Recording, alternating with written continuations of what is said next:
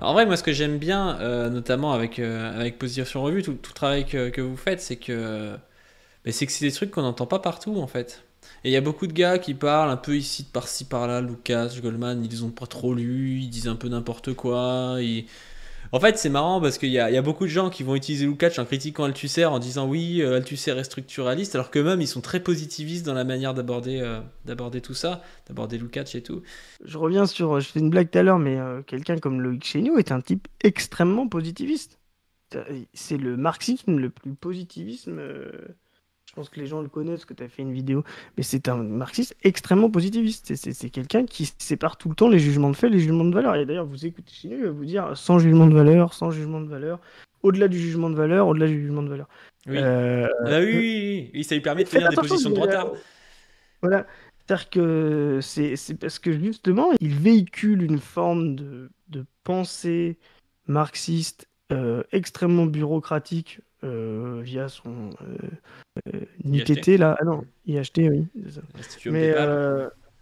justement pour considérer que lui-même, en tant qu'intellectuel, dit les choses sur l'histoire indépendamment de sa position de classe et indépendamment de ses jugements de valeur et de ses aspirations en tant qu'expresseur de la petite classe bourgeoise, de petit intellectuel, etc.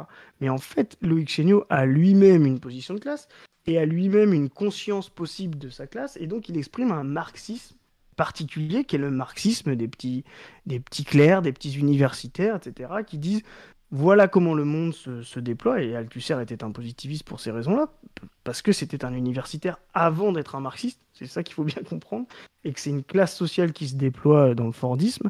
C'est de dire voilà comment le monde se déploie, et c'est ma position de clerc, de celui qui dit le monde, indépendamment des positions politiques qu'on peut prendre à travers mes développements. Mm. Là où justement le jugement de fait, le jugement de valeur, c'est de dire quand quelqu'un vous dit là aujourd'hui, il n'y a pas de possibilité, tu vois, c'était ça le discours des années 60, il n'y a pas de possibilité de révolution socialiste dans les pays occidentaux parce que la société de consommation et le prolétariat est trop intégré, etc. Si vous refaites le truc jugement de fait, jugement de valeur, ça, c'est quelqu'un qui vous dit il n'est pas souhaitable qu'il y ait une révolution faite à partir de ce prolétariat-là. Ouais. Pourquoi? Parce que ce prolétariat-là va mettre en danger peut-être ma position. Voilà. Et donc, quand Loïc Chéniaud vous dit, euh, répète inlassablement que la théorie, c'est super important, etc., bah, c'est une forme de légitimation de sa place en tant que président de l'IHT et en tant que vendeur de livres, en fait. Or, je suis désolé, mais je pense pas que Olivier Mathéou ait besoin de lire autant que. Alors, chez nous, c'est le mauvais exemple parce qu'il parle de livres qu'il n'a pas lus. Mais voilà, que les gens qui sont sur les piquets de grève aient besoin de lire extrêmement de théorie pour tenir le piquet et pour atteindre la conscience possible de euh, tout leur reprendre, etc. Donc c'est vraiment une position de classe et une dynamique, quoi. Mm. Ouais, ouais. Parce que moi, je n'affirmerai pas que Chéniaud n'a pas lu le livre. Par contre, il parle toujours des livres de la même manière qu'Émeric Monville et Pagani en parlent. Ce qui laisse sous-entendre qu'il a vu les mêmes vidéos que moi ou d'autres. Et qu'après, il parle du livre. Donc ça me paraît un peu étonnant. Il extrait rarement des choses nouvelles de ses livres. Voilà. Bon, Ah mais je oui, non, n'affirme pas qu'il les a pas lus, mais c'est vrai que des fois, c'est un peu étonnant. voilà, bah, bon, c'est pas grave, mais on s'en moque un peu, mais c'était juste pour trouver euh, le marxisme positiviste et mécaniste, ouais, il existe, voilà, il existe dans l'université, mais il existe aussi chez les bureaucrates, quoi, les petits partis. Et lui, il a une espèce de position un peu drôle, quoi, tu vois. Ça se Mm. voit que c'est un bureaucrate, quoi. Ouais, et puis ces positions aussi que j'aime pas trop. Justement, là, on voit les manifs, les trucs, il y a plein de choses à faire. Aller sur les piquets de grève, donner, aller en manif et tout. Puis c'est des mecs qui ont des positions externes, tu sais pas où ils sont. T'as l'impression que, voilà, faut faire la révolution, mais c'est pas eux qui vont prendre le risque. C'est pas eux qui vont aller se lever à 5 heures du mat faire un truc et tout. Ils sont un peu, enfin, je sais pas, je trouve ça bizarre, quoi, comme position. Pour le coup, c'est pas Bah, Lénine ou Lukács qui ont essayé de faire un truc, quoi, qui était. C'est le mec, lui, comme il a 30 adhérents, lui, faut qu'il reste comme ça à écrire, à être un écrivassier, c'est un peu dommage, quoi.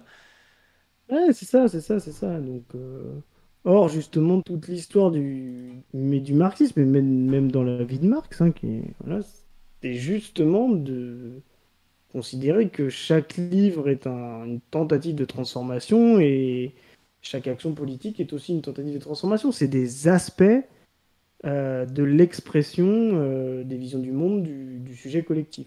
Le livre est une expression rationnelle de la vision collective du prolétariat. La bataille politique est une expression concrète et c'est là où justement il y a cette identité sujet-objet, où chaque action théorique est... C'est pas... on parlait de Chéniaud, mais il y a une phrase qui est mal comprise, et d'ailleurs c'est ton slogan dans Twitter.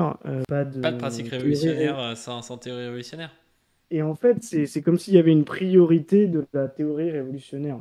En réalité, ça veut dire la même chose. Ça veut dire, c'est-à-dire que vous n'êtes pas révolutionnaire si vous ne vous exprimez que par la politique ou si vous ne vous exprimez que par la théorie. Et en fait, il n'y a pas de révolution sans situation révolutionnaire. Ce que tu as dit tout à l'heure, c'est quand vous avez une situation révolutionnaire et qu'il y a des choses, bah, il émerge de la théorie, il émerge du combat politique, il émerge de l'art. On pourrait montrer aussi comment justement les périodes de transformation historique sont des moments où l'expression esthétique, et Lukács a beaucoup écrit là-dessus, les gueules, etc., l'expression esthétique aussi se transforme. Tout à l'heure, on a pris l'exemple du cinéma hollywoodien mainstream, mais lui-même, il est traversé par les changements d'époque. Et le passage du film catastrophe, on peut rien faire, on va essayer de se débrouiller, etc., mais voilà, à la logique du multiverse, bah, c'est déjà un passage de la pensée déterministe, fataliste, à la pensée progressiste d'expression des possibilités. Un autre monde est possible. C'est une expression effectivement très marxiste quand on y réfléchit. Marxiste dialectique. Hmm. C'est Alors, c'est pas qu'il est, vous voyez, c'est pas, il est pas un autre monde est souhaitable. Ça, hmm. c'est un truc d'écologiste idéaliste. Et il est souhaitable. Bah, c'est bien s'il n'est pas possible. Et voilà. Euh, non, il est possible. Donc ça veut dire il s'inscrit déjà dans le réel, mais tout ne sera pas possible. Mais il y a déjà un point de départ dans la situation concrète qui permet de. Mais oui, ce que je voulais dire, ouais, c'est que déjà, moi, je trouve que, tu sais, quand on, les gars, quand on entend pas de pratique révolutionnaire sans théorie révolutionnaire, d'ailleurs, c'est pour ça que moi, dans une des vidéos, j'ai rapidement dit aussi pas de théorie révolutionnaire sans pratique révolutionnaire, c'est assez lié, je pense. Mais bah, ça peut permettre de se réfugier dans la théorie et dans le livre, alors que théoriquement, enfin que pragmatiquement, en France, les gens qui disent du livre, c'est pas particulièrement les classes populaires. Alors on peut se dire oui, mais il faudrait qu'ils lisent. Oui, d'accord, mais si tu écris un livre de critique de l'intersectionnalité par le marxisme, bah, il va être lu par des universitaires, c'est peut être très bien, mais voilà, tu t'adresses pas exactement au même type de population. C'est pareil pour toute la théorie en général, en fait. Tu t'adresses en fait bah, au public que tu vas retrouver dans ce genre d'endroit, c'est-à-dire des étudiants, des petits bourgeois, des profs, ce genre de choses, quoi. De toute façon, pour finir, les écoles communistes, les écoles de parti, etc. Il faut savoir que le marxisme a été longtemps interdit à l'université jusque dans les années 20, hein. Donc, et c'est pas une pensée universitaire à la base, hein. C'est une pensée du prolétariat. Mm. Il s'est déployé, les écrits marxistes, ce sont marxistes, et puis hein, je parle pas que des écrits de Marx, hein, mais de tous les écrits ouvriers qui exprimaient le point de vue de la classe ouvrière se sont transmis dans le prolétariat avant de se transmettre chez les universitaires. Et ça n'a jamais été une logique de on va vous faire prendre conscience, on va vous réveiller. Ça a toujours été adéquat à des gens qui étaient membres du parti en formation. Ça a toujours été une forme de double discipline, c'est-à-dire de dire voilà, se battre contre la bourgeoisie de manière concrète, c'est aussi savoir l'exprimer de manière rationnelle. Comprendre sa situation de manière concrète, c'est toujours faire des allers-retours entre l'abstrait et le concret, entre la théorie et la pratique. Mais il n'y a jamais eu de primauté de l'une sur l'autre. C'est deux aspects de l'expression du combat ouvrier. C'est ça, hein, si on revient à Lukács, science et conscience, c'est la conscience de soi du prolétariat est une science de compréhension historique. les deux en même temps. Il y a pas de primauté de l'une sur l'autre. Donc on ne fait pas, on ne pousse pas une situation révolutionnaire à l'aide de théories, ce qui serait idéaliste. Et la théorie n'est pas le simple reflet du mouvement des masses, ce qui serait extrêmement mécaniste.